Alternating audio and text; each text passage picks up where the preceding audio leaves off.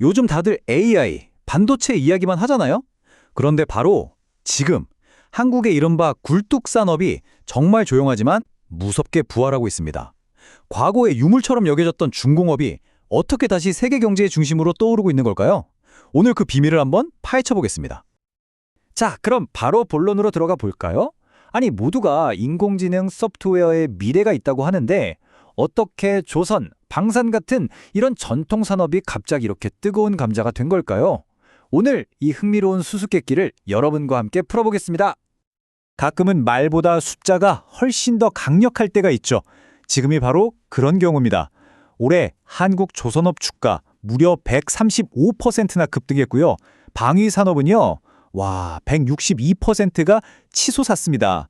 이건 그냥 성과가 좋다 수준이 아니에요. 전 세계 동종업계를 그냥 압도해버리는 그야말로 경이적인 수치라고 할 수 있습니다. 그럼 이게 그냥 거품 아닐까 하고 생각하실 수 있잖아요. 그런데 놀랍게도 그게 아닙니다. 만약에 이게 거품이었다면 기업 가치를 나타내는 PE 배수도 같이 막 뛰었겠죠. 근데 보세요. 오히려 살짝 떨어졌습니다. 진짜 이유는 바로 여기, 이익 성장률에 있습니다. 무려 190%. 이건 뭐 폭발적인 성장이라고밖에 할 수 없죠.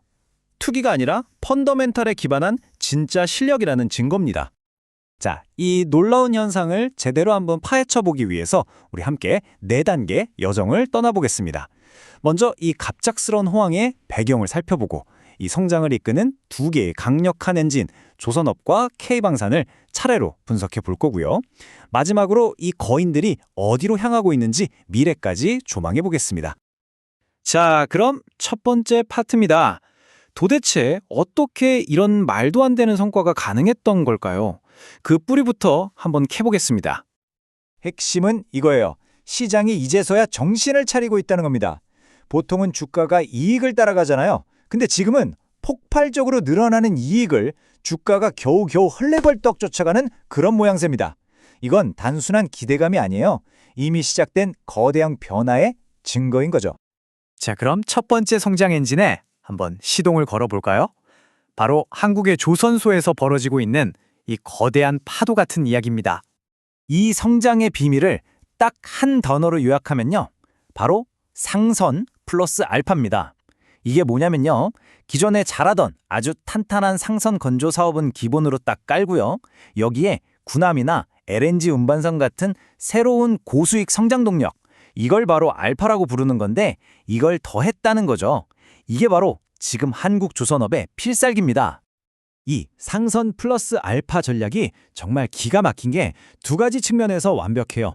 첫째, 기존 상선 시장은요, 지금 주문이 너무 꽉 차서 이제 조선소가 갑이 됐습니다. 배를 사려는 사람이 줄을 선 거죠. 그리고 둘째, 바로 이 알파 요인인데요.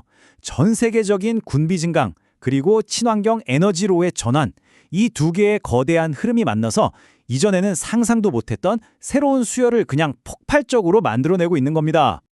자, 그렇다면 이 알파라는 게 도대체 얼마나 강력한지 궁금하시죠? 한번 숫자로 직접 확인해 보시죠. 아마 깜짝 놀라실 겁니다. 보세요. 첫 번째, 거대한 수요. 전 세계적으로 교체가 시급한, 그러니까 냉전 시대에 만들어진 낡은 군함이요. 무려 1,000척이 넘습니다. 이게 그냥 숫자가 아니에요. 전 지구적인 해군 현대화라는 거대한 파도가 이제 막 밀려오기 시작했다는 신호탄인 거죠. 그리고 이 군함 교체라는 파도에 이어서 2번째 거대한 파도가 또 몰려옵니다. 바로 에너지 전환인데요. 앞으로 미국이 진행할 새로운 LNG 수출 프로젝트에만 497척의 새로운 LNG 운반선이 필요하다고 합니다. 와, 에너지 전환이 어떻게 조선업의 새로운 황금기가 되는지 이보다 더 명확하게 보여줄 순 없겠죠? 자, 이제 2번째 성장 엔진으로 넘어가 보겠습니다.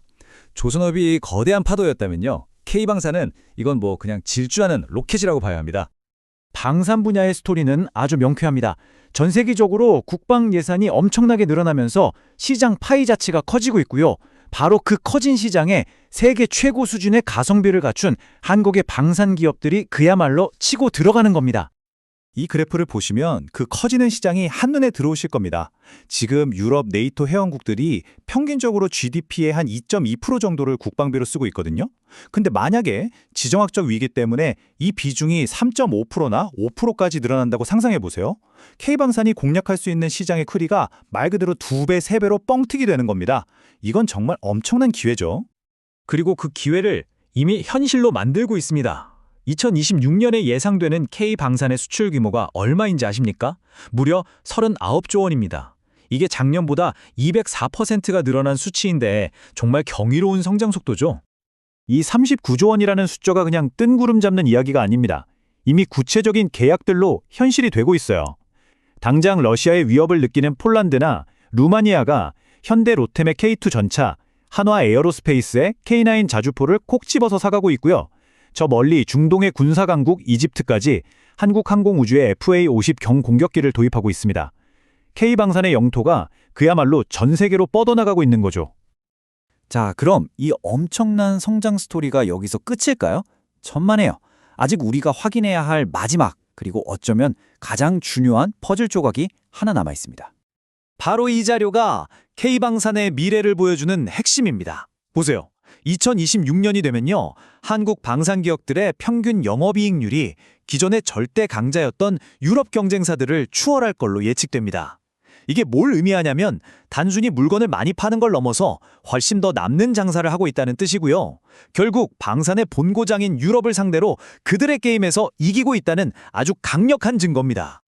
자, 오늘 이야기의 핵심 다시 한번 정리해 볼까요?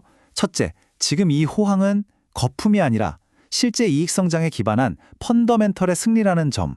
둘째, 조선업의 플러스 알파와 K방산 수출이라는 두 개의 강력한 엔진이 지금 동시에 불을 뿜고 있다는 것. 그리고 마지막으로 이 모든 걸 고려했을 때 특히 이 높아지는 수익성을 보면 어쩌면 이 한국 산업의 거인들이 아직도 시장에서 제 가치를 다 인정받지 못하고 있는 것일 수도 있다는 겁니다. 지금 지정학적 변화와 에너지 전환이라는 정말 거대한 파도가 전 세계를 휩쓸고 있습니다. 이런 격변의 시대에 어쩌면 우리는 한국 중공업의 새로운 황금기가 막 시작되는 바로 그 역사적인 순간을 목격하고 있는 건 아닐까요? 한 번쯤 깊이 생각해 볼 만한 질문인 것 같습니다.